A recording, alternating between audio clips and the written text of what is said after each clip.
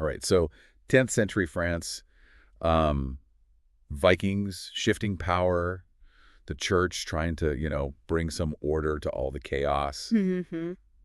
And you want to know more about the Normans, specifically how they were brought into, Christianity. Yeah, it's a big question. It is.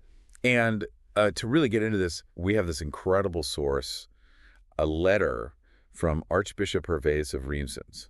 Oh, wow. Yeah, and it's written to Archbishop Witon of Rouen. Oh, okay. So to really understand Hervaeus' approach, I guess we have to kind of understand the guy himself a little better. Yeah, for sure. And luckily for us, we have this source called Gallia Christiana, Okay. which gives us a pretty good picture. And this guy was, remarkable. Okay. Appointed archbishop in 900, Rheims, at a really young age. Oh, wow. Yeah, and he served in the king's court beforehand. So he was already pretty connected. Exactly. It seems like ambition and, political savvy was kind of in his blood. Right. Well, and don't forget, he came from a powerful family, too. Like, his uncle was Count Hucbald. Oh, yeah, that's right. So he had those connections from the start. You're right. That pedigree definitely wouldn't hurt. But it wasn't just family, though, right? Gallia Christiana describes him as someone who, loved the poor. Right. Was skilled in music, and super pious. Interesting. Kind of a Renaissance man for the time? Almost. Yeah. And not only that, he was a fierce defender of his people. Oh, okay, so a real leader. Yeah. Imagine him strong, devout, and maybe even with a good singing voice, too. Who knows? We don't know. We don't know. But it's interesting that, despite all his accomplishments and all the influence he had, he seemed to realize that, achieving peace took more than just, military power or wealth.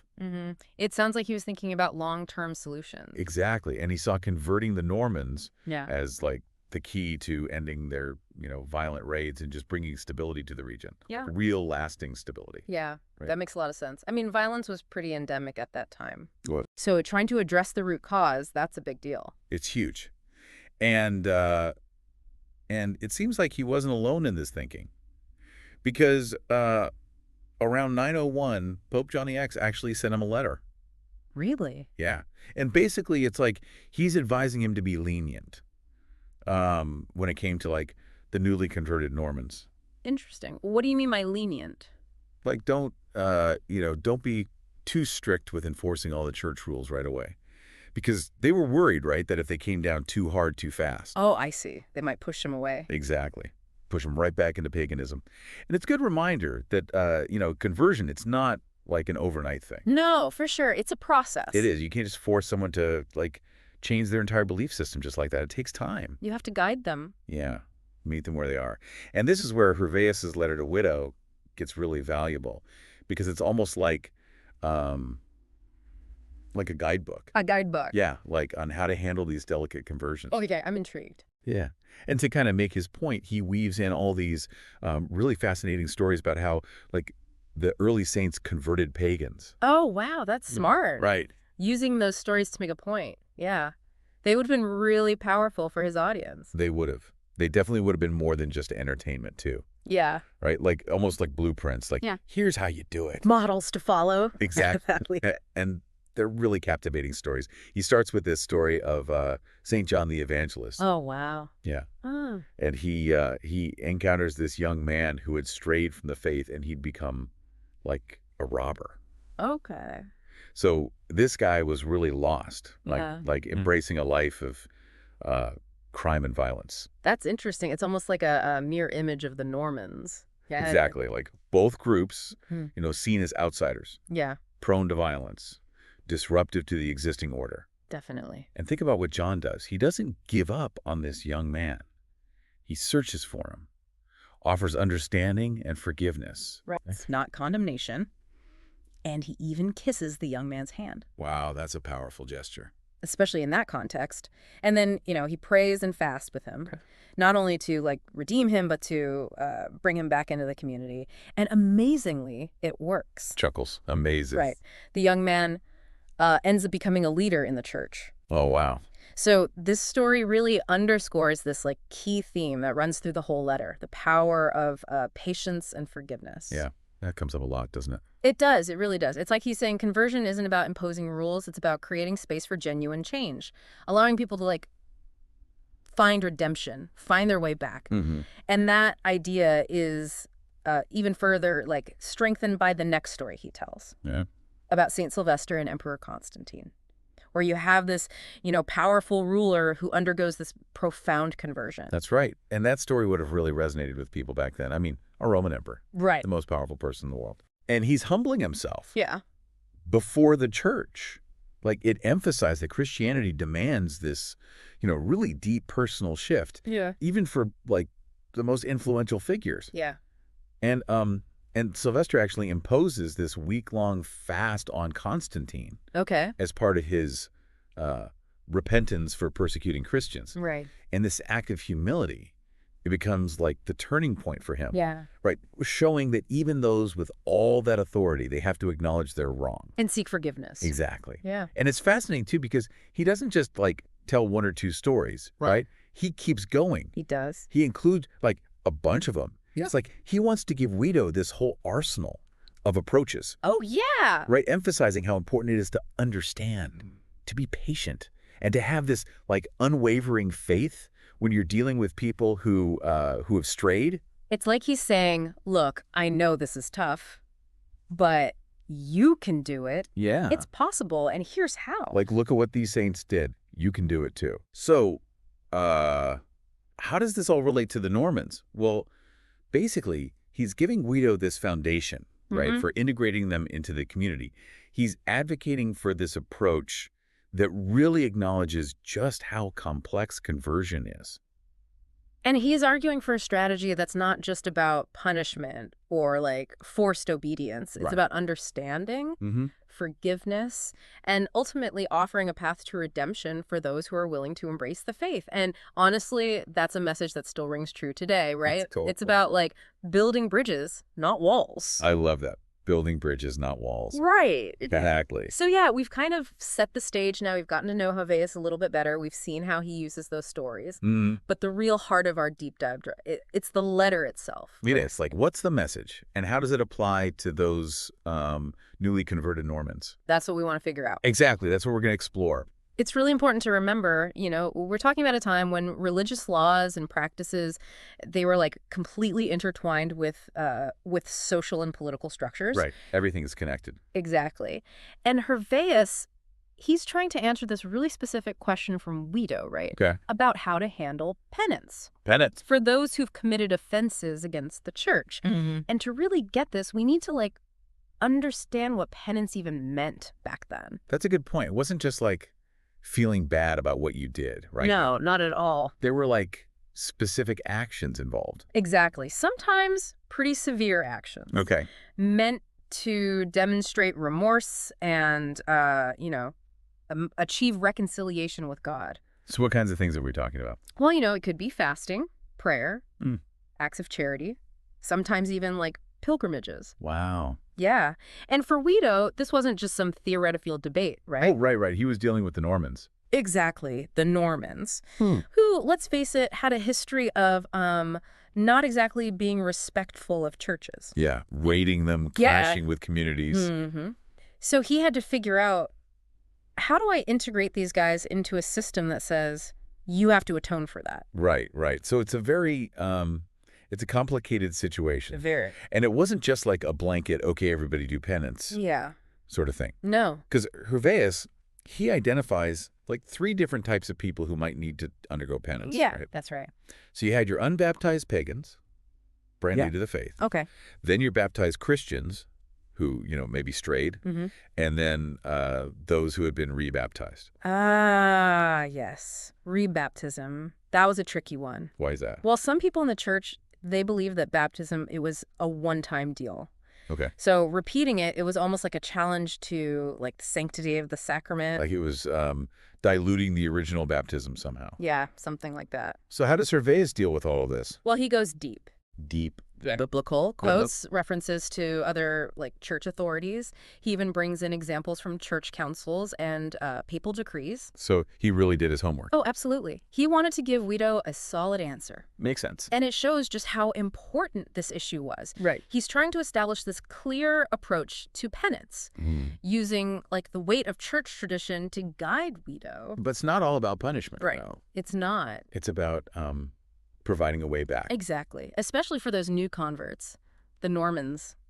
He emphasizes mercy, understanding. But like he's saying, look, don't just focus on the punishment. See their potential. Yeah. Give them a chance. And it's so cool how he like gets into the specifics. He offers advice on all these different situations. Like what? Like, okay, how do you deal with captives who maybe were forced to eat sacrificial food during a raid? Or, what about people who aren't even sure if they were ever properly baptized? Oh, yeah, that makes sense. Nah. With all the chaos going on, that must have been a common problem. Probably. And it's like Hervaeus, he really gets it. He's like, look, you got to consider each person's situation. What were the circumstances? How bad was the sin? Are they really repentant? It's not one size fits all. Exactly. He's advocating for a system that's just, but also merciful, adaptable. Yeah. Recognizing that, people make mistakes. And sometimes what they need is guidance, support, not just judgment. It's all about finding that balance, right? Accountability for wrongdoing. Yeah. But also recognizing that circumstances matter. Okay. That people can change. And this ties back into the Normans, right? It does. Imagine you're Wido.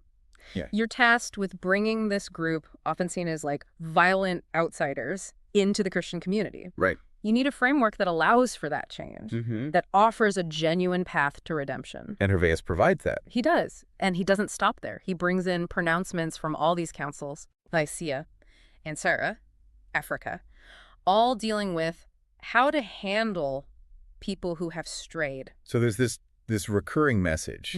Offering a way back, even at the last minute. Wow. And this all leads up to the inclusion of Pope Celestine's letter to the bishops of Gaul, urging them to never deny repentance, even like at the very end of someone's life. Powerful. It's a powerful statement about God's mercy. It really is. And he just uses all of this to support his argument. Right. Scripture, paper pronouncements, decisions of councils. It's amazing. He thought of everything.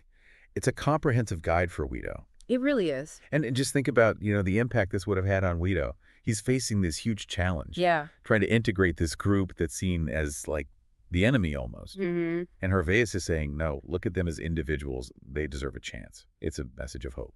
Absolutely. He's offering a vision of a church that can grow, adapt, embrace those who were once considered outsiders. And that message, it goes beyond, just 10th century France. It totally does. It's about how we deal with differences, how we respond to people who make mistakes. It's about seeing their potential. It makes you wonder, how can we apply these ideas now to the divisions we see in the world today? What can we learn from Hervaeus about bridging those divides? About offering second chances? Those are great questions. And while we've covered a lot of ground, there's this one crucial piece we need to explore still. Okay. What specific steps does Hervaeus actually suggest? What does he tell Wido to do? Let's get into that next. It's really cool how Hervaeus doesn't just leave Wido hanging with these big ideas, Right. He gets down to the nitty gritty, gives him concrete advice on how to actually deal with bringing the Normans into the Christian community. It's almost like he's reading Wido's mind. Okay, I get it, but what do I do? Exactly. He knows Wido needs more than just principles and theories, right? He needs a plan. A roadmap. Yeah, a roadmap. Yeah. And one of the big things he tackles is baptism. We're talking about a time of just crazy upheaval.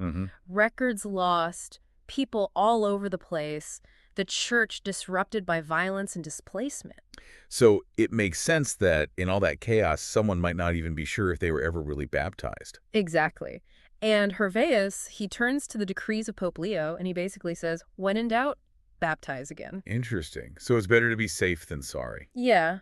It's about making sure the person's fully part of the church. And it's practical too, right? Very practical. You're putting the person's spiritual well-being first, while also being realistic about the situation. Right. You can't always be sure what happened in the past. And it also reflects this idea of inclusivity, I think. Oh, how so? It's like he's saying, Look, the church should be open to everyone, anyone who wants it, no matter what happened in their past. No matter their background. It's like Exactly. what we talked about before, patience and understanding, Yeah, creating a flexible framework. Mm. Because conversion, it doesn't always follow a straight line. for sure. It's messy.